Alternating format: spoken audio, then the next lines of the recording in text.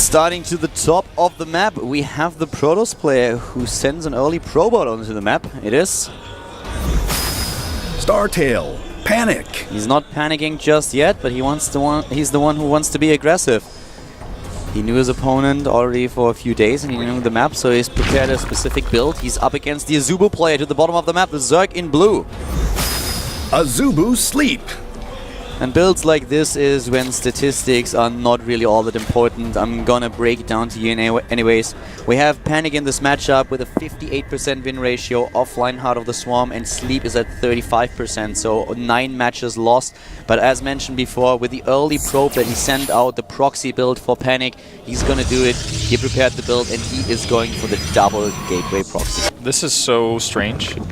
And Pool first here a little bit less strange. But still kind of strange considering that most people are not going for Forge Fast Expands anymore. But this is going to make it basically impossible for Panic to win this game. I mean, against the Pool first, how are you going to win unless the Zerg totally botches his micro? He's not making any probes, so he's super all in with this. I mean, more all in than he would have been even if he were. Well, the thing is, like, we will see the expansion, and I'm not sure if Panic is really, or if Sleep is going to commit to a lot of units right away. So if Panic plays this well, he can definitely pressure a lot here. The problem for Sleep is that he didn't send out any scouts at all, so the Overlord is going to need quite some time to find out what exactly is happening here. He has no information, and that might lead himself into a scenario where he just can't get the Zerglings out in time that he needs. The Queen, on the other hand, is going to be an issue. Problematic here is that we do not have a core, and without a core, Zealots are the only units that he can really rely upon. Yeah, and once Spinecrawlers go up, this is gonna be over. So he needs to target down as many drones as possible. Right now, Sleep is starting to realize what's going on. He was hoping for a hatch first, that's definitely for sure. I mean, now he sees that the hatch timing doesn't lend itself to that. The probe is moving in, now he sees the Zealots, now he knows exactly what's going on. The Queen is nearly there, the cancel on the hatch immediately. Bam, Spinecrawler start building. He's moving away already, and now he has to micro his drones really well, getting those. Oh, the Queen is trapped! The Queen does get trapped. The drone drill is good though, and the Queen actually gets pushed back by the drones.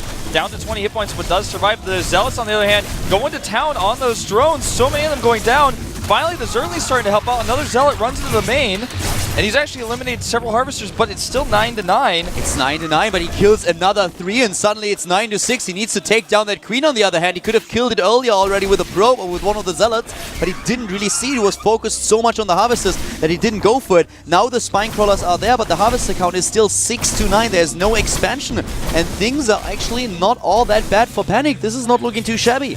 Yep, he's trying to actually deal with the Zealots pushing at his Spinecrawler. The spawning pool. The Spinecrawler will defend that. Uh-oh, he actually trapped 2 drones? He trapped 2 drones? Wow. So now he's only mining with rather 5 of them. He actually trapped 1. Yeah, but that counts. Still, that was annoying, yeah, for sure. And he's going to want to make a core back at home and get a gas up. But before that, he needs to make as many Zealots as possible so he can make sure there's no natural. He's going in again. He's actually just going to go for it here. He's going for, he needs to take down that Queen. I cannot believe that he doesn't just target with a single Zealot on the Queen. He wants to get the Spinecrawler, and I can completely understand that. But the Queen is just so vulnerable. On the other hand, he could be microed away. He's going for a few of the Zealots. The Harvest account still 7-9. Workers killed 9-3. The Zealots still going strong, but by now we have Zerglings that are really sitting tight here, trying to defend the mineral line of Sleep. Does Panic just think he can actually win this game with Zealots alone? Because he's wrong. There's almost no way, especially with the Lings now going across to the other side of the map. The Queen could kite Zealots forever. He's got a spine up still. I would really have liked him to commit a little bit more to his economy. I don't think that he realized how few Harvesters there were for Sleep. He had a chance of transitioning out. It wouldn't have been easy, but I think he could have pulled it off. I think so too. I mean, this looks silly right now. I mean, with the Queen there, the spine as well, he just has to keep running his drones away because he's going to kill every single probe with the Lynx he sent across the map. Well, it depends on the probe micro, but he should be able to kill a ton of them. I mean, there are 5 Zerglings, so he loses too many already. I mean, he lost 4 right away, and now suddenly the Harvest count is 6-7. The Zerglings eliminate the Zealots. I'm actually kind of disappointed with the lack of transition here. It would have been difficult for him to pull that off, but I feel with the damage that he dealt his opponent, he could have done it. He could have tried to contain him with the Zealots, you know, try to stop a hatchery from going up, make a core at home. It would have been extremely difficult, but it would have had a better chance of working than what he tried here. I mean, this is game over. He loses all of his Harvesters. He's down to 0 now, and this is the GG.